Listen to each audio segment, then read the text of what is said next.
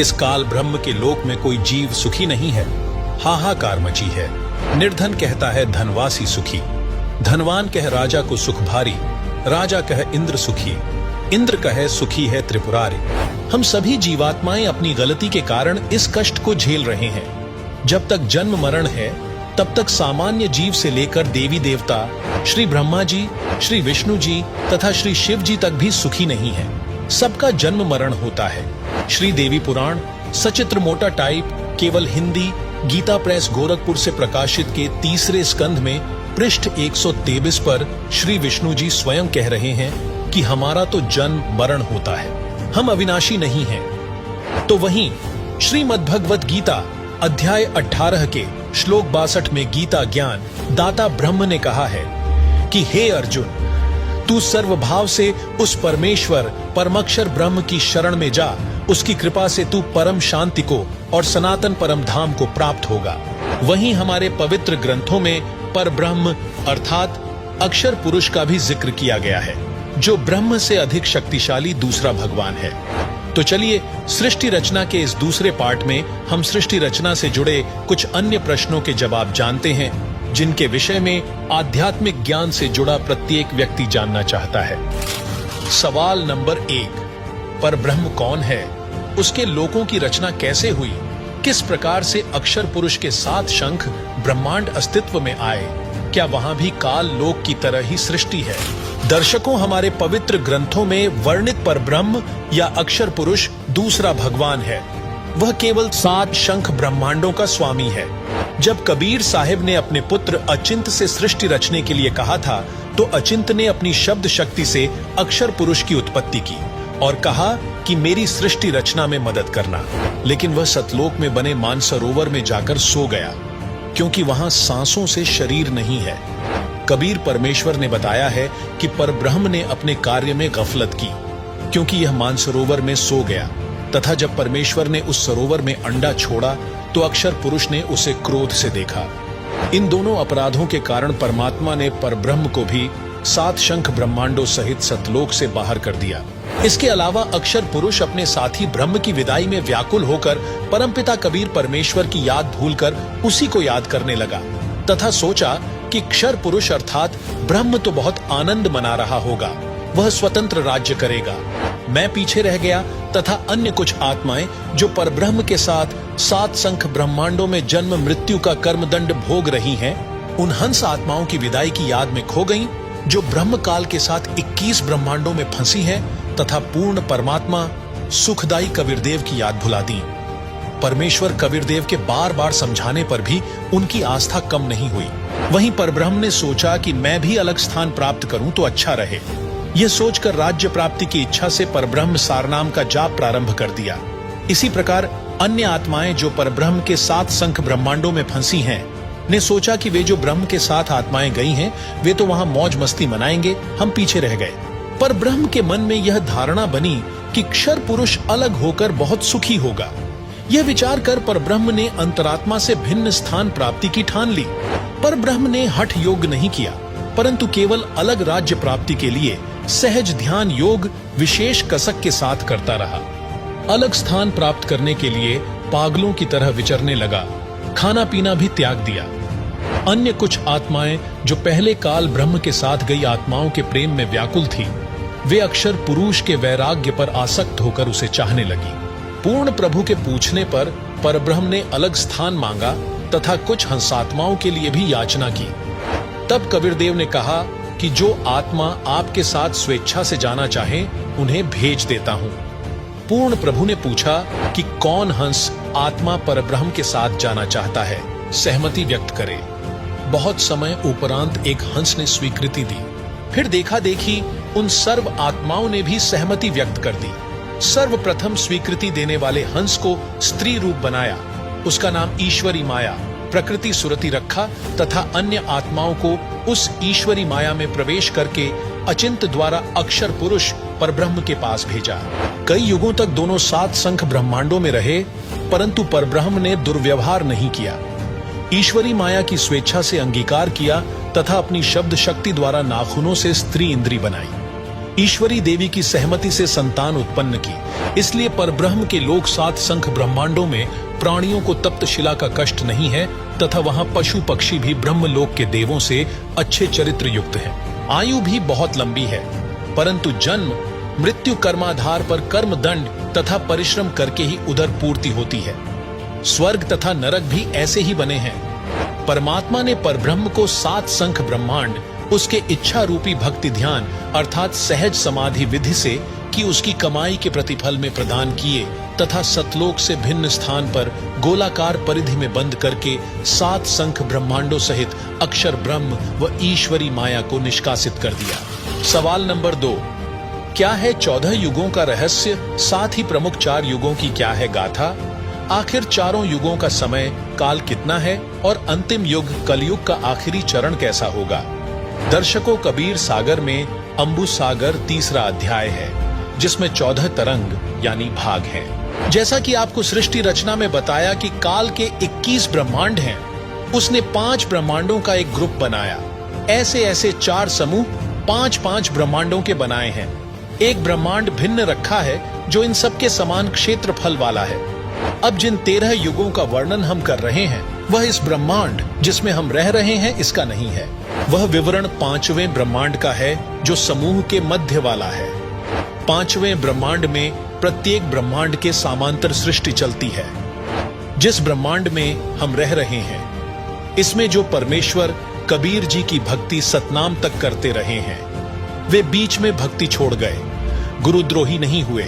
उनको धोखा देने के लिए काल ब्रह्म उन्हें 5वें मध्य वाले ब्रह्मांड में रोके रखता है। ओम नाम जाप की भक्ति की कमाई तो इसी ब्रह्मांड जिसमें हम रह रहे हैं ब्रह्मलोक में भोगते हैं।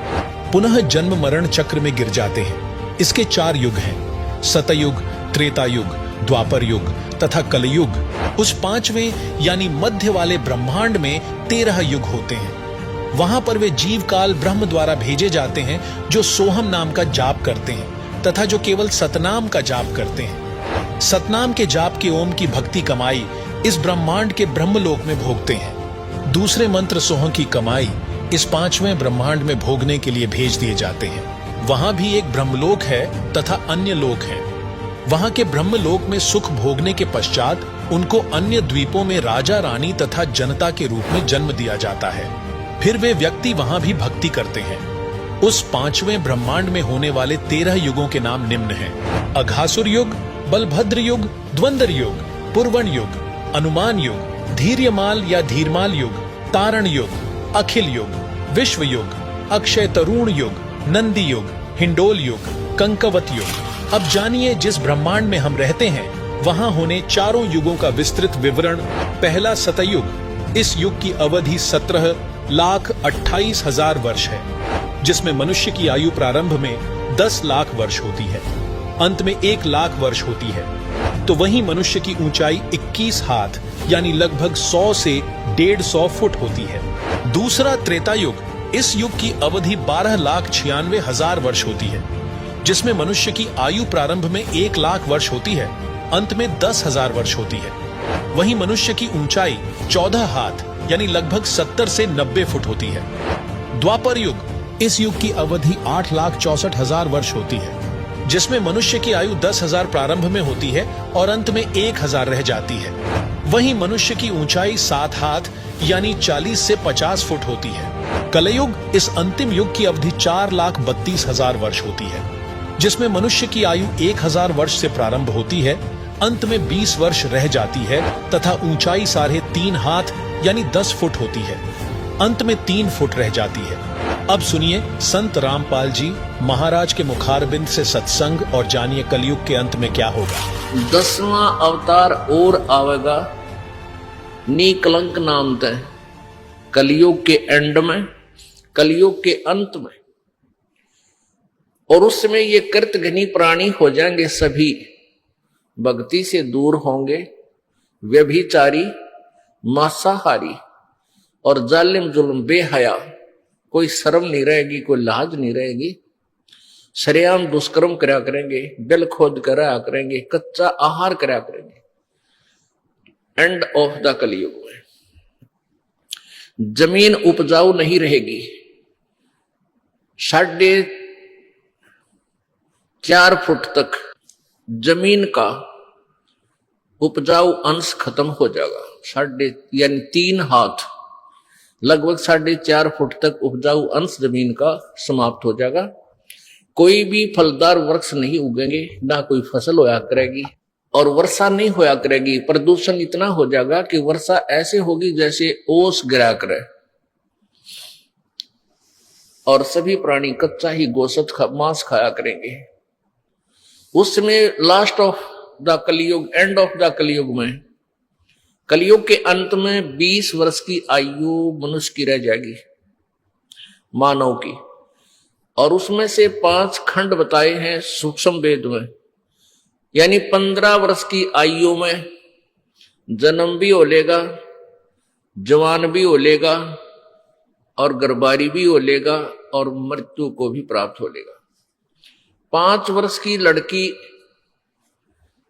को संतान होनी प्रारंभ हो जाया करेगी, और सभी प्राणी बहुत ठगने से हो जाएंगे। 1.5-2 फुट के आसपास इनका कद रह जाओ। उस समय ये कृत घनी प्राणी इतने हो जाएंगे, बहुत घने। उस समय कुछ एक पुण्यात्मा रहेंगी जो तब भी भगवान से डरने वाली होंगी। वो होंगे ऐसे ही मांसाहारी भी होंगे, लेकिन जगह भगवान की अवश्य होगी। वो कौन होंगे? जो अब इस कलयुग में, अब ये भगवान का मार्ग हजारों वर्षों तक चलेगा। जो पुण्यात्मा इस मार्ग पर लगेंगी, भक्ति करेंगी और आजीवन मर्यादा में रहे, वो तो सतलोक चले जाएंगे। और जो जिनके पैर फिसल गए, नहीं पार हो पाए, वो फिर ऐसे इस कलयुग में मनुष्य के जन्म प्राप्त करते रहेंगे। इतने दयालु हैं ये परमात्मा। लेकिन मनुष्य जीवन में कौन सा ये प्राणी सुखी होगा? तो उस समय क्या होगा कि निकलंक नाम का एक अवतार आवेगा। वो कौन होगा? राजा हरिश्चंद्र की आत्मा होगी। राजा हरिश्चंद्र जी जो सतयुग में एक महान आत्मा सुप्रसिद्ध हुए, ऐसे दानवीर थे, ऐसे धर्मात्मा थे, ऐसे सत्यवादी थे कि उन्होंने अपने वचन के ऊपर राज त्याग दिया था।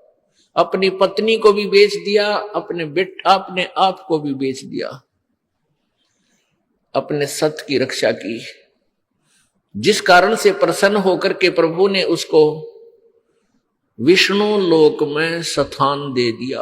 अब वो विष्णु लोक में है अपने पूर्व जन्म के पुण्यों के कारण। और जब वहां से इस पुण्यात्मा को 10वां अवतार बनाकर युग काल भेजेगा। जो गीता जी में कहता है कि मैं अपने अंश अवतार रचता हूं और फिर उनमें प्रवेश करके सारा काम करता हूं। इसलिए गीता जी अध्याय नंबर 4 के श्लोक नंबर 5 और 9 में कहा कि अर्जुन, तेरे और मेरे बहुत जन्म हो चुके हैं, तू नहीं जानता, मैं जानता हूं। फिर कहता है 9वें श्लोक में कि मेरे जन्म और कर्म अलौकिक हैं।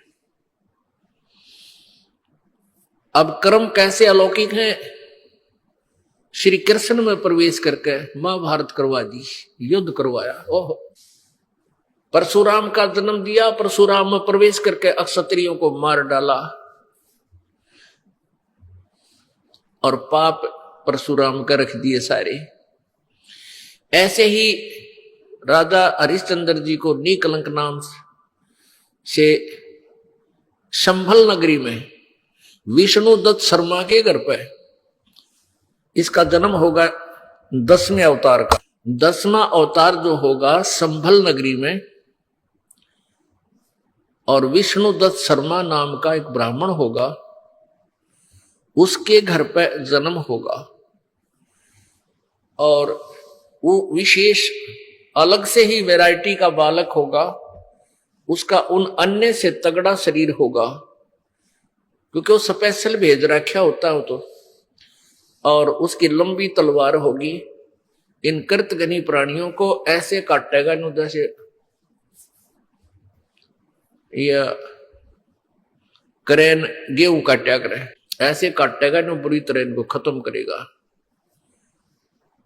फिर क्या होगा, उन प्राणियों को बख्शा जाएगा जो उस समय भी भगवान से डरने वाले होंगे। इतना प्रदूषण उस समय क्या होगा, फिर परमात्मा अपनी मेहर से, पुण्यात्मा, एक तो परमात्मा ने विधान बना के छोड़ दिया, तो विधान जो भगवान ने बनाया है उसके ऊपर ये साइंटिस्ट अपना अनुभव करके थोड़ी रिसर्च कर लेते हैं और फिर वो भगवान को रिजेक्ट करना प्रारंभ कर देते हैं। ये इनकी महाभूल है।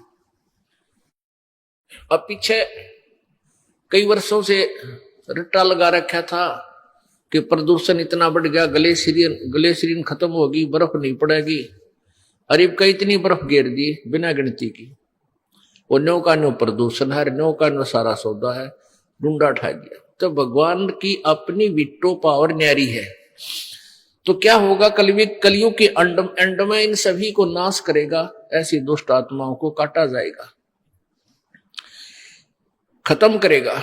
उसके बाद जो पुण्य उस समय थोड़ी बहुत आस्था भगवान की जिनमें होगी वो शेष बचेंगे।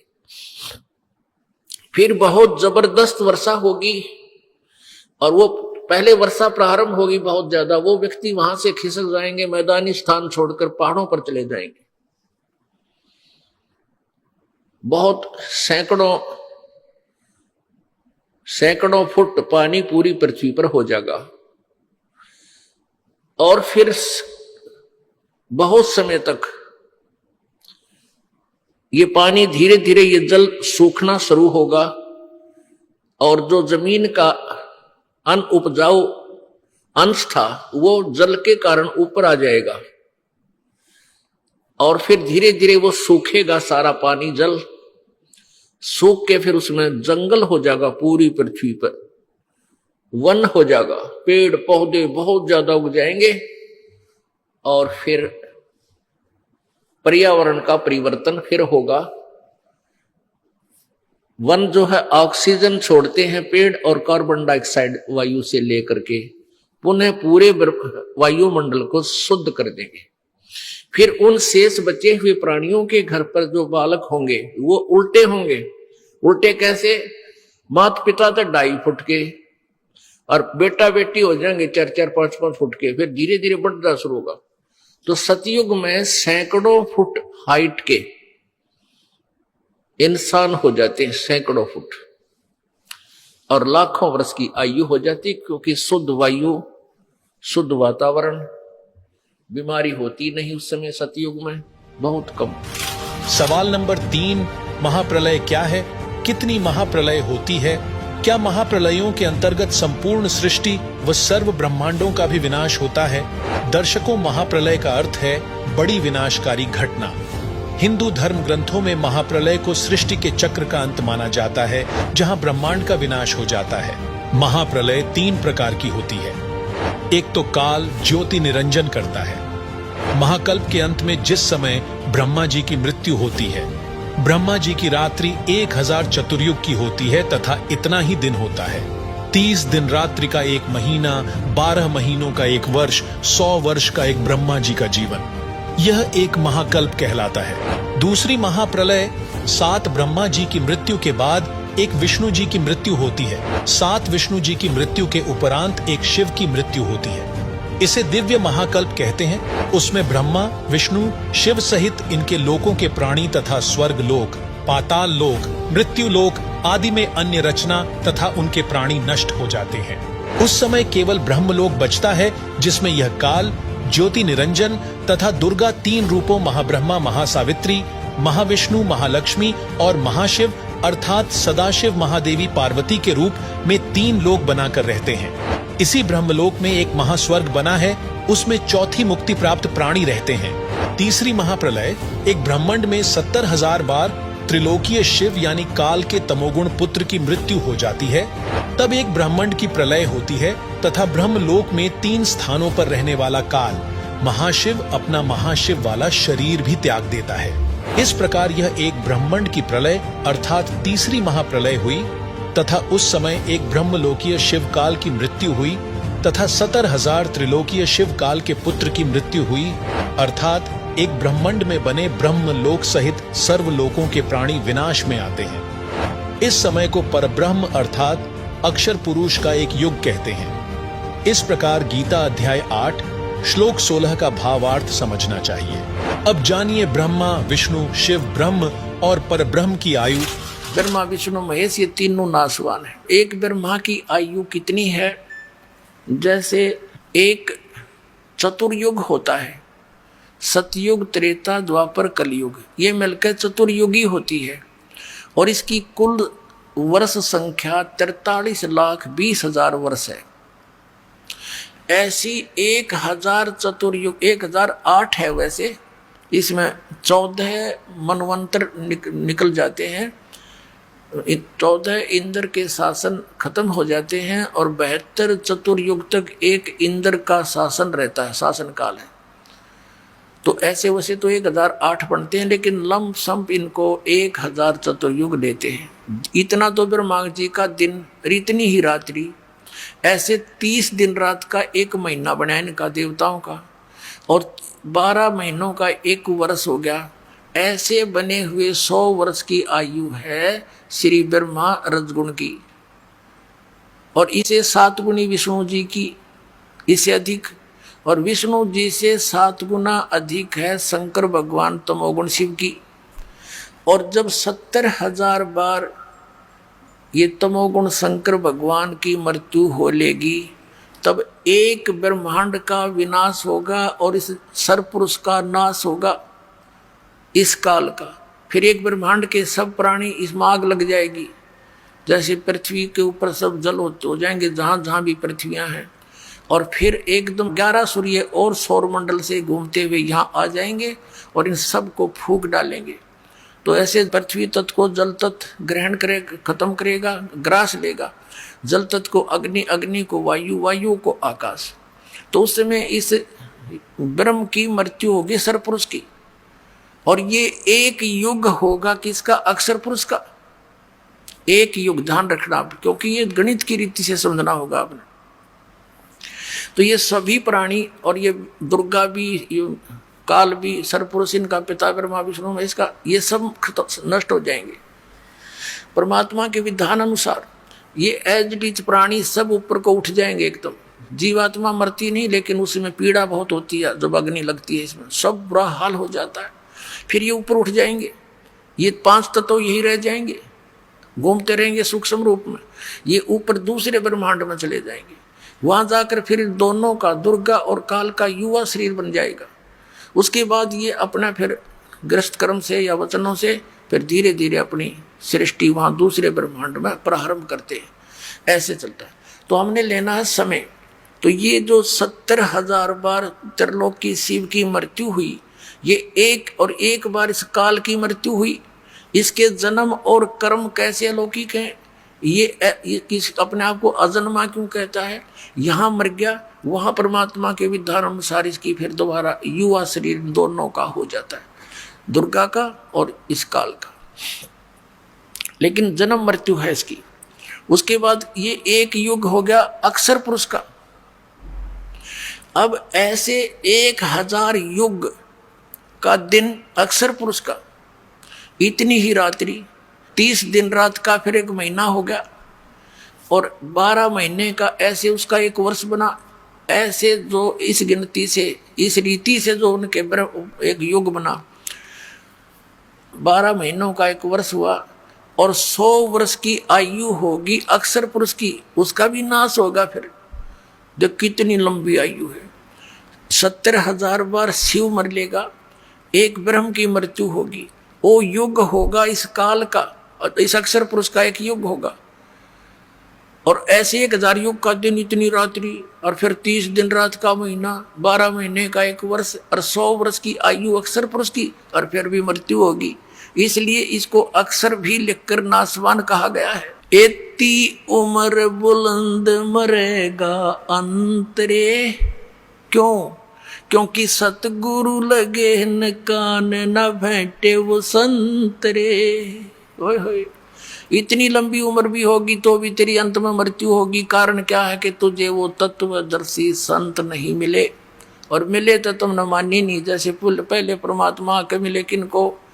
आदरणीय धर्मदास साहिब जी को, आदरणीय मलुकदास साहिब जी को, आदरणीय नानक साहिब जी को, आदरणीय दादू साहिब जी को, आदरणीय गरीबदास साहिब जी गांव छुड़ानी जिला दद्दर हरियाणा वाले को, आदरणीय घीसा दास जी गांव खेकड़ा जिला मेरठ उत्तर प्रदेश वाले को। इन्होंने वही डंडोरे पीटे थे, पर मानना नहीं कोई। उनके जाने के बाद ग्रुप जरूर बन गए उनके पीछे, लेकिन उन्होंने क्या बोला था अपनी वाणी में, उसके निकट भी नहीं कोई समाज इज्जत करवा ले। अब क्या हुआ, अब क्या बताया कि एती उम्र बुलंद मरेगा अंतरे, सतगुरु लगे न कान न भेंटे वो संतरे।